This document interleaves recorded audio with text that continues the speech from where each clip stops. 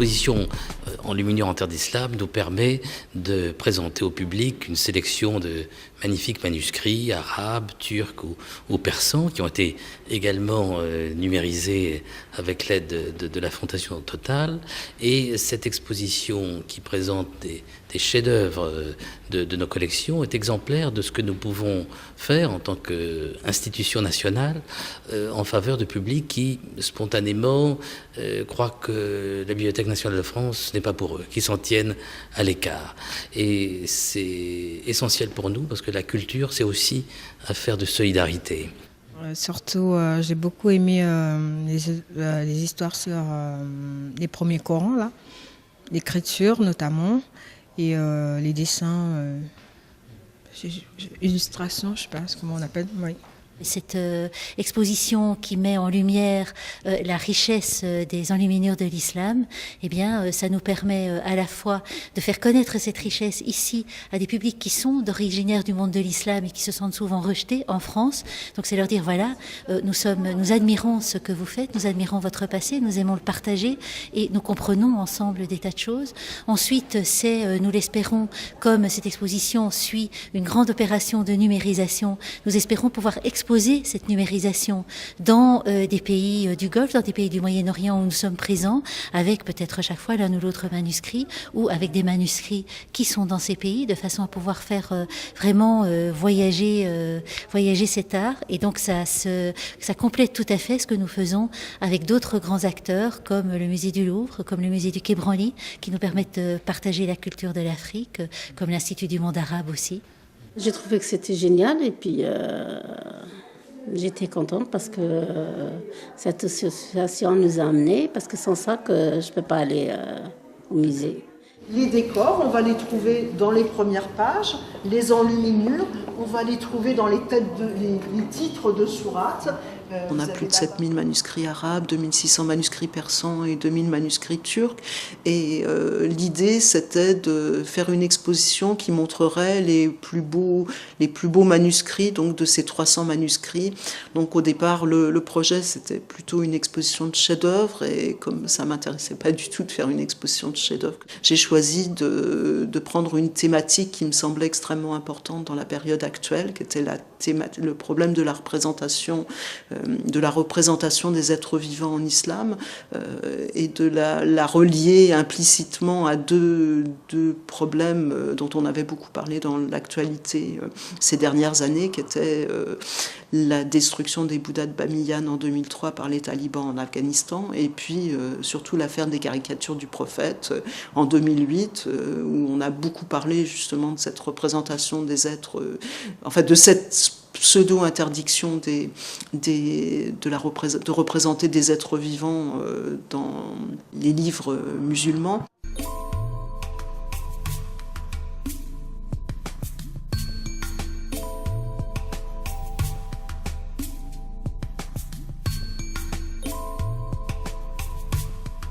La politique de la bibliothèque dans ce domaine, c'est de tisser des liens privilégiés avec un certain nombre d'associations qui connaissent bien ces publics, qui sont connus d'eux et respectés par eux. Et c'est un travail de fond. Il ne s'agit pas simplement de faire visiter pendant 1 heure une exposition. Il s'agit de préparer la visite en amont. Il s'agit qu'elle ait aussi une suite. Et la bibliothèque, par exemple, a à cœur d'accompagner des projets artistiques, des ateliers d'écriture qui prolonge justement cette visite. L'association Décidé, c'est une association d'habitants sur le quartier de la Grande Borne à Grigny, qui est née un peu d'une envie de plusieurs de partager autour des dettes locatives. C'était possible ensemble d'en parler, d'avancer, de sortir des dettes. Et ça nous a amené aussi avec cette envie de sortir du quartier, d'aller vers les musées, d'aller vers la culture et de mettre ça aussi dans notre quotidien, parce que finalement, on y a aussi le droit à Grigny. Il y a par exemple les jeunes, en particulier ceux qui sont en recherche d'emploi. Il y a les femmes des banlieues, des publics qui ne viendraient pas et que nous souhaitons à cette occasion mieux associer à nos initiatives. Aussi les étrangers, par exemple, qui sont souvent plus désireux qu'on ne croit de s'intégrer dans la vie sociale et culturelle du pays. Habituellement, on va voir des broderies, des costumes. On a vu ça au Quai Branly, c'était au musée du Quai Branly, c'était très intéressant.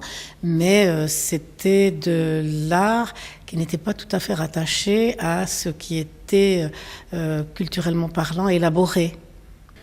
Un énorme plaisir et surtout de connaître tout ce qui est les images, les figurines que je n'ai jamais vues en étant musulmane. Ça m'a fait très plaisir. Là, on a vu des textes et de l'art par la représentation dans les enluminures ou dans les... il y avait tous les arts réunis, les copistes, les miniaturistes, et puis ces enluminures et ces illustrations qui sont assez originales. Ces dernières années, le monde de la Bibliothèque nationale de France s'ouvre à d'autres publics et je suis complètement passionnée par cette démarche. Donc ça me semble, je crois que j'ai besoin de partager des choses savantes avec des gens qui ne sont pas obligatoirement savants et je pense qu'il y a une façon de parler des œuvres et d'adapter le propos qui est finalement pas si compliqué que ça. On avait des papetiers qui faisaient les papiers et vous avez des papiers qui sont décorés avec des enluminures. On avait des calligraphes donc, qui copiaient le texte. Le manuscrit, il passait de main en main. Après, on avait des enluminures qui faisaient les premières... Elle était vraiment géniale, l'exposition, ainsi que la personne qui la représentait surtout, parce qu'elle expliquait tellement bien les choses. On voyait qu'elle connaissait vraiment... parce que des fois, dans les expositions, les gens n'expliquent pas très bien. Donc, ils vous montrent un petit peu, ils vous parlent... donc, ils vous donnent un petit résumé. Mais elle, c'était tellement long et c'était tellement bien expliqué qu'on pouvait comprendre. Même les gens qui ne comprenaient pas, elle s'exprimait tellement bien qu'on pouvait comprendre tout ce qu'elle disait.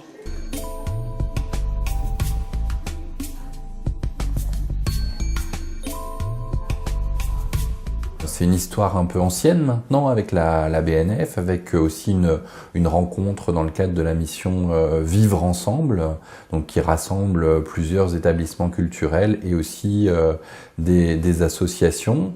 À la fois on nous ouvre les portes de la BNF, mais je pense qu'ils ont aussi compris qu'il y avait un travail important à faire pour nous, associations sur le terrain, de construire ensemble un certain nombre d'outils pour mieux s'approprier, mieux se repérer dans le temps et dans l'histoire. Et on a donc, avec la Bibliothèque nationale de France, travaillé sur une frise de l'histoire. On s'est aperçu que déjà se repérer soit par rapport à des événements qui marquent nos vies, comme la date d'arrivée sur le quartier ou la date de naissance des enfants, c'était pas facile. Donc on a créé une première frise avec un passé récent, où on pouvait se mettre soi par rapport à des événements de sa vie. Et puis ensuite, on s'est posé la question, on s'est dit, ce serait bien aussi, pour bien comprendre notre environnement, de revenir un peu en arrière. Donc on est remonté avec les conseils de la BNF jusqu'à la Révolution française, et on a essayé de choisir un certain nombre d'événements historiques marquants.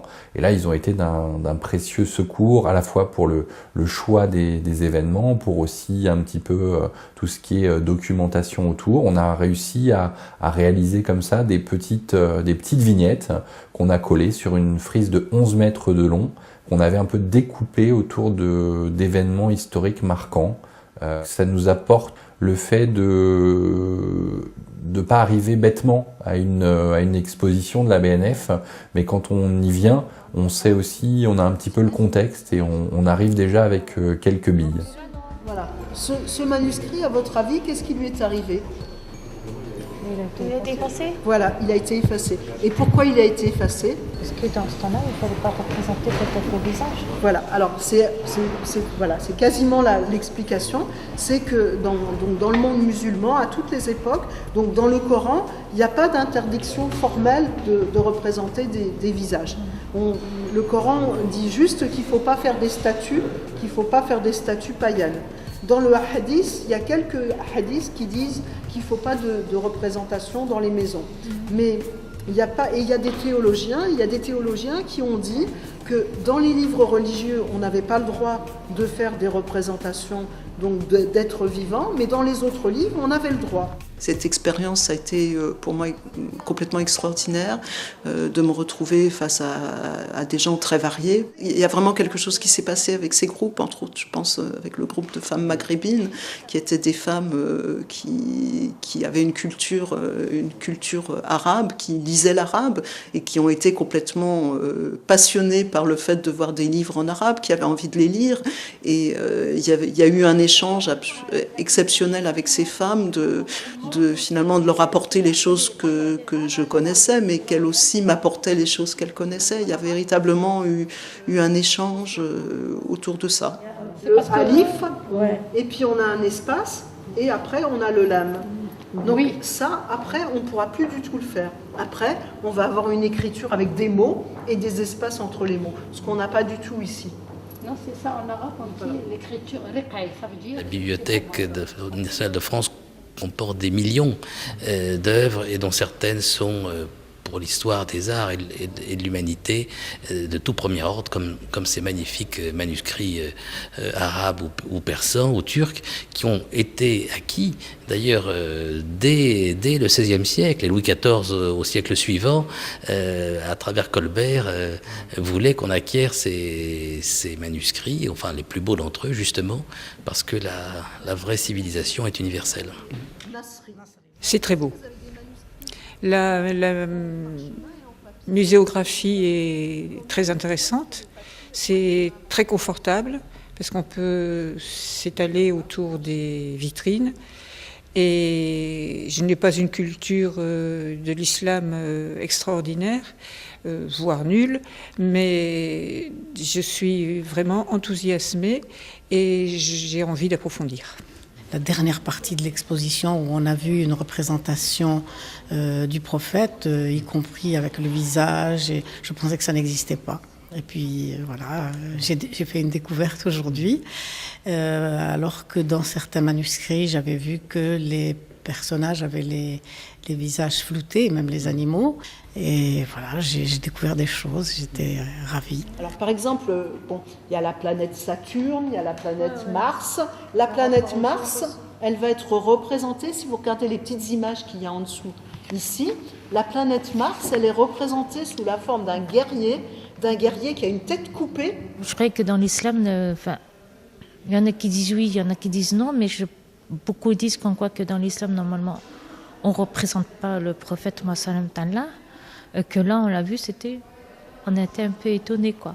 Regardez au-dessus de la porte. Ça fait partie effectivement de cette volonté de sortir du quartier, d'aller voir des choses qui sont pas toujours faciles de prime abord, et puis de se dire on en ramène un petit morceau, on en ramène quelque chose pour essayer d'entraîner d'autres. Donc là c'est vrai que ça peut paraître austère, mais c'était quand même aussi des richesses de détails, de couleurs, d'or, de façon d'écrire, de calligraphie qui ont été des découvertes qui peuvent être moteurs pour nous pour repartir sur d'autres choses. Donc on a essayé avec de l'encre de sureau et une plume, une encre qu'on a fabriquée nous-mêmes, de se dire voilà comment est-ce qu'on écrivait avant. Tout ce qui était calligraphie, on avait eu la chance de participer à un atelier aussi de calligraphie avec l'Institut du monde arabe. Donc pour nous tout ça fait du lien, et là de découvrir ces enluminures, mais aussi ces papiers anciens, ces façons d'écrire, ça a été lieu d'échange et voilà, et de discussion autour de cette histoire aussi de l'écrit, nous projeter un peu dans quelque chose qui sort de notre quartier, de notre quotidien. Je crois que ce qu'il faut, c'est que ces gens pour qui c'est pas une habitude de venir, il faut qu'ils s'aperçoivent que c'est un lieu où ils peuvent tout à fait comprendre, et que c'est un lieu aussi pour eux. Et je pense que si des journées comme ça peuvent entraîner d'autres journées, il ne faut pas que ça s'arrête là.